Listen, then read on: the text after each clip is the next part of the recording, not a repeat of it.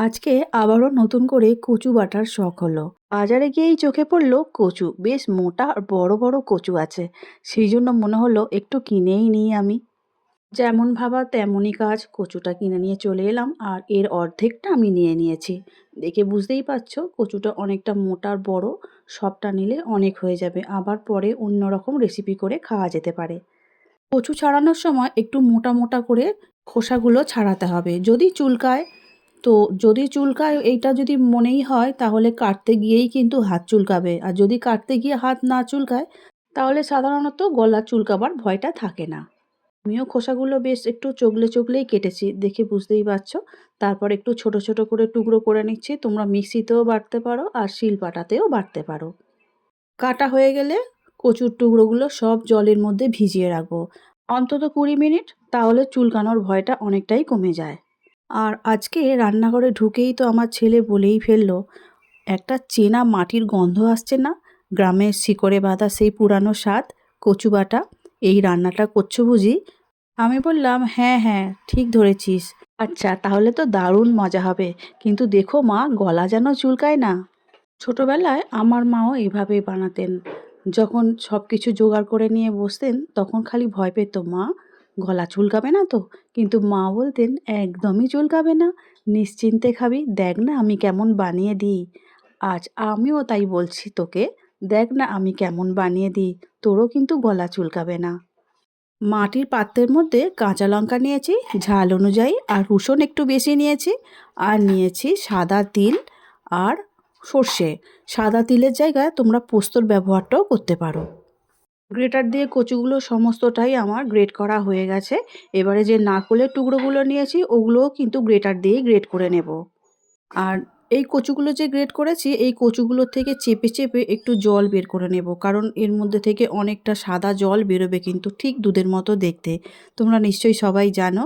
আর ওইটা থাকলে যদি অসুবিধা কিছু নেই, কিন্তু যখন কড়ার মধ্যে যদি নেড়ে নেওয়া হয় তাহলে ওটা ওই জল জল ভাবটা কোনো অসুবিধা নেই, টেনে যাবে। কিন্তু যেহেতু কচু বাটা আমি এমনিই মাখবো, তার জন্য কিন্তু জল জলটা বেরিয়ে এলে ভালো লাগবে না। সেই জন্য জলটা যতটা পারা যায় একটু চেপে বের করে দিতে হবে।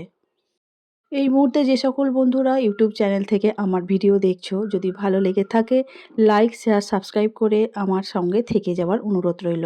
পাশে থাকা বেলটা অবশ্যই প্রেস করে দিও, তাতে যখনই কোনো নতুন রান্না ছাড়বো সবার আগে তোমাদের কাছেই পৌঁছে যাবে। আর ফেসবুক পেজ থেকে দেখছো বন্ধুরা, প্লিজ পেজটিকে ফলো করে দিয়ে পাশে থেকো। আমি এখানে শিলের মধ্যে বেটে নিচ্ছি, তোমরা চাইলে কিন্তু মিক্সিতেও বেটে নিতে পারো। আমি শিলনোড়ায় বাটছি এই কারণেই, হাত দিয়ে নিজে হাতে যে বেটে নেওয়ার যে স্বাদ, সেই স্বাদটা কিন্তু সবসময় একটু আলাদাই হয়। তো আমিও সেই জন্যই শিলনোড়া দিয়েই বেটে নিচ্ছি। নারকেল আর কচুগুলো ভালো করে বেটে নেব। তারপরে এর সঙ্গে সঙ্গেই আমি দিয়ে দেব কাঁচা লঙ্কা, সর্ষে আর যে আমি সাদা তিল নিয়েছিলাম, সব কিছু একসঙ্গেই বেটে নেব।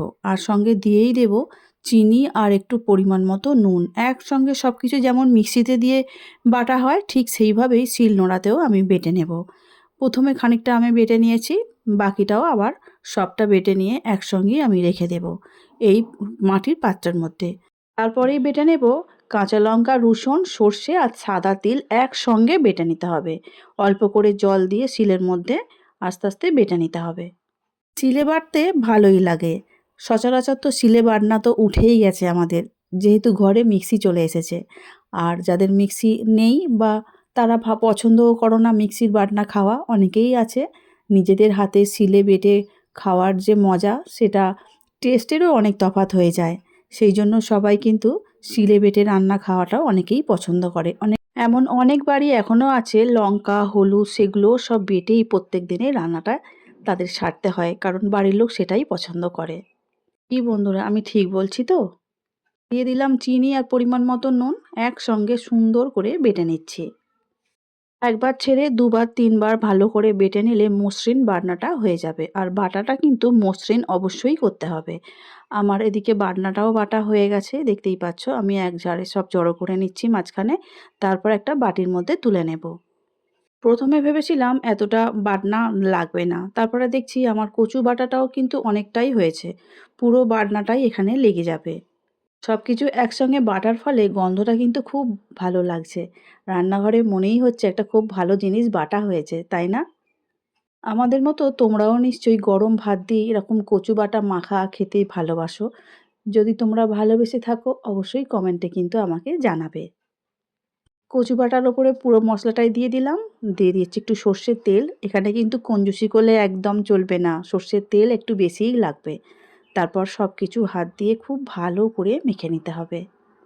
আমার তো মাখতে মাখতেই মনে হচ্ছে যে কখন খেতে বসবো। এত ভালো গন্ধ ছেড়েছে। যত ভালো করে চেপে চেপে মাখবে তত ভালোই খেতে হবে কিন্তু। আমাদের কচু বাটা সুন্দর করে মাখানো হয়ে গেছে। আরও আমি একটু সর্ষের তেল এর মধ্যে দিয়ে দেব। কাঁচা লঙ্কা দিয়ে সাজিয়ে নেব। অনেকেই কচু বাটা কাঁচাটা পছন্দ করে না। তাদের জন্য বলছি কড়াইতে একটু তেল দিয়ে শুকনো লঙ্কা কালো জিরে দিয়ে ভেজে নিলে তার উপরে এই কচু বাটাটা দিয়ে খুব ভালো করে নাড়াচাড়া করে নিও। তাহলে দেখবে সেই স্বাদটাও আবার অন্যরকম খেতে ভালো হয়ে যায়। এই রান্নাটা আমাকে শেখায় সাধারণ জিনিসেও কত অসাধারণ স্বাদ লুকিয়ে থাকে। দামি উপকরণ তো নয়, ভালোবাসা আর ধৈর্যই আসল রেসিপি। আজকের মতো আসছি, সবাই খুব ভালো থাকবে। টাটা।